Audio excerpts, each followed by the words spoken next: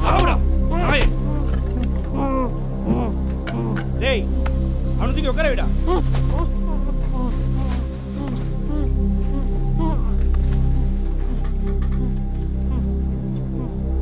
காம வெறி பிடிச்ச நாயே. டேய் ஒதுங்கடா, ஒதுங்க. வாடாங்க. நல்லா இதோட பெரிய கட்டி எடுத்துருவா. போ இரு, கம்பி எடுத்துருவா. அசால்ட்டா தப்பிச்சிடலான்னு நினைச்சிட்டான் போல இருக்கு.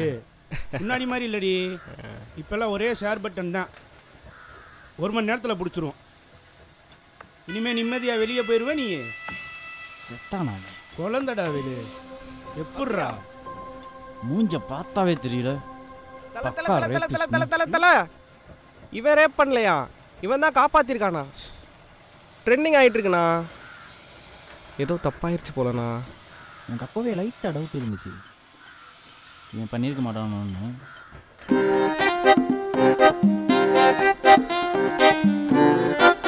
இப்போ என்னடா பண்ணுறது?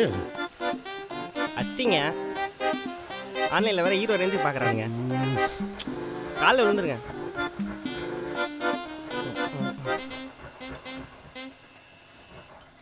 உங்களெல்லாம் வச்சுக்கிட்டு என்ன மனு அந்த கம்பியை தூக்கி போட்டு சாருக்கு ஏதாவது சாப்பிட வாங்கிட்டோம். போ.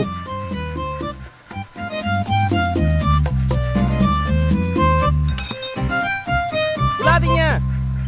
இது ஒரு ஃபேக் நியூஸு. ஒரிஜினல் ஆளை பிடிச்சாச்சு. நீங்கள் ஸ்ப்ரெட் பண்ணுறது ஃபேக்கான ஃபோட்டோவை டிஎன் போலீஸ்லேருந்து ட்வீட் போட்டிருக்காங்க. ஸ்டார்டிங்லேருந்தே பண்ணிக்க மாட்டோம்னு எனக்கு தோணிட்டு தான் இருந்துச்சு. எங்கே சொன்னால் இங்கே கேட்க மாட்டேன்னு சொல்லலை. சாரி பிரதர், ஏதோ தப்பான இன்ஃபர்மேஷனால் இப்படி ஆகிப்போச்சு.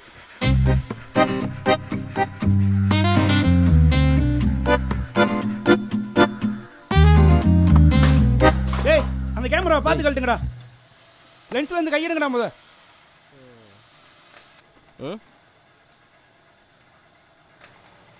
ஓ கேமராவா? சப்போஸ் நீ உண்மையான ரேப்பிஸ்டாக இருந்து உன்னை நாங்கள் இந்த மாதிரி பிடிச்சிருந்தா அதில் எங்களுக்கு ஒரு ஃபேம் தானே. அதுக்கு தான் இதெல்லாம். நீ பார்த்து பத்திரமா வீட்டுக்கு போ.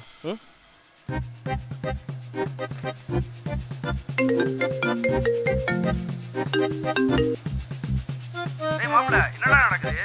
டீம்ஸ்ல உங்க அப்பா பெரிய அரசியல்வாதி, அதனால தான் எனக்கு அப்ரிஷியேட் கொடுத்துட்டு இருக்காங்க. டேய் உங்க அப்பா டீ